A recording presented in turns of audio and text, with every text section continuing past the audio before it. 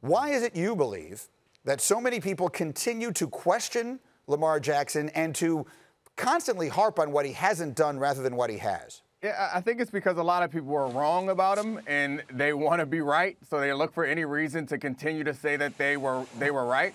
I personally also don't want to be wrong, and I love being right, so I'm happy to point out that before the draft, I said he was the best quarterback in the draft, and I thought in the right situation he could be an MVP level player. So I am right, and I will celebrate that. And all the people who are wrong and are reluctant to come around, I think it's in part because they don't want to be wrong, and in part because Lamar Jackson is doing it differently than they're accustomed to seeing it. And they're more prone to see this as an aberration than as a potential special player or a new normal.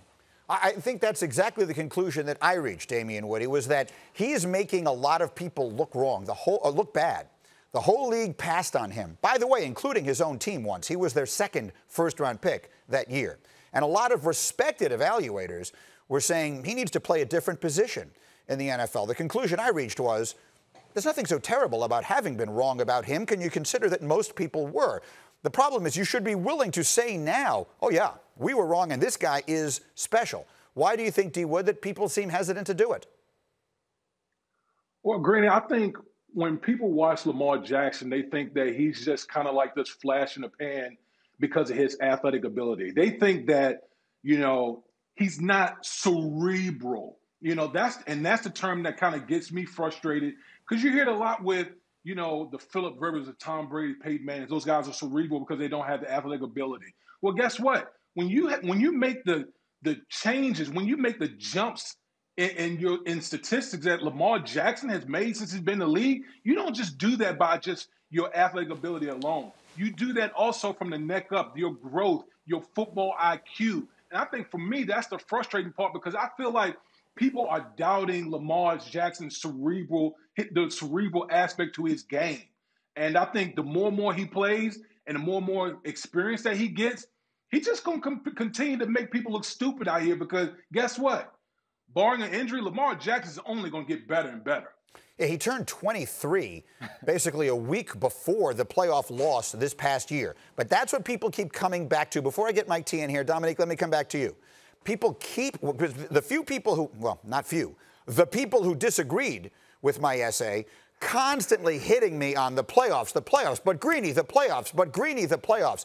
Dominique, what should the answer be to but Greeny, the playoffs? Well, I mean, he's been in 2 playoff games in his first 2 seasons. Like, I think it's a lot to ask. You could go down the list, and I do remember from your essay, I think you pointed out Peyton Manning potentially had 2 playoff losses early in his career. Lots of players don't even make it to the playoffs this early in his career. So I think that last year you can chalk it up to a bunch of bad plays. Their defense had trouble stopping the run. The receivers were dropping the ball. Lamar wasn't perfect, but I think that's absurd to harp on the playoffs and saying that somehow he's not good enough. The NFL is a special league. It's a different league, and every week there's only 16 games, maybe 17 games now in the regular season, so those games matter. Teams are playing hard. They're prepared hard. It's not like that's a preseason. Those games matter too, and they had a bye in the first round because Lamar was so special. He'll be good. They'll win some playoff games. He'll likely win a Super Bowl before it's all said and done. Then I don't know what people are going to point to at that point. Yeah, what you're referencing is that Peyton Manning, as I pointed out, actually went 0 for his first 3 postseason games. The third one was a 41-0 loss to the Jets in a game in which his team was favored.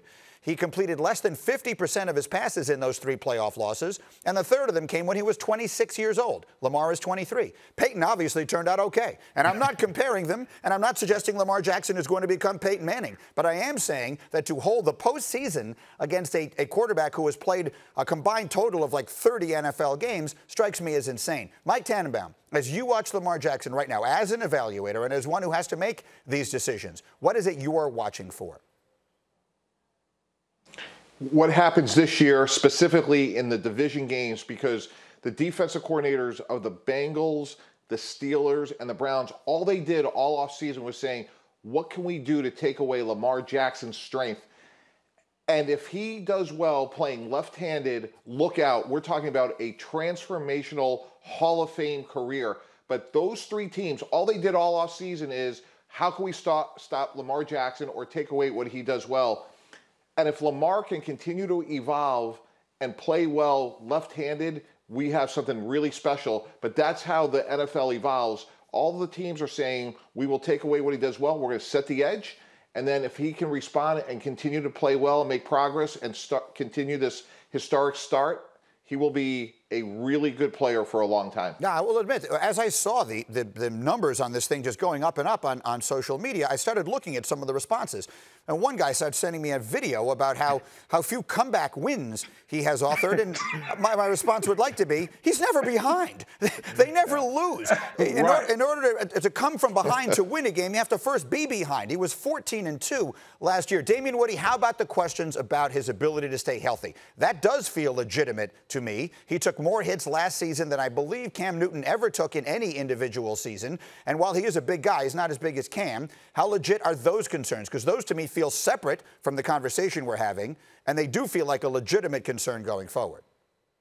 Absolutely, because the style of offense that they run. I mean, this offense is unique, unlike what we've seen in the National Football League. I think Lamar Jackson, you're right, Green, he's not Cam Newton. Anyone that sees Cam Newton, he's an alien. Cam Newton is built more like a defensive end. Lamar Jackson is definitely more slight as a player. So I think, Coach John Harbaugh and company, they had to continue to put in his head, look, be smart when you run the football, get down when necessary, because he's just too valuable to that Baltimore Ravens team. Listen, the moral, as I said the other day, is sometimes it's okay to admit you were wrong. Almost everyone was wrong about Lamar Jackson coming in, Dominique Foxworth being the rare exception. Thank you for watching ESPN on YouTube. For live streaming sports and premium content, subscribe to ESPN+.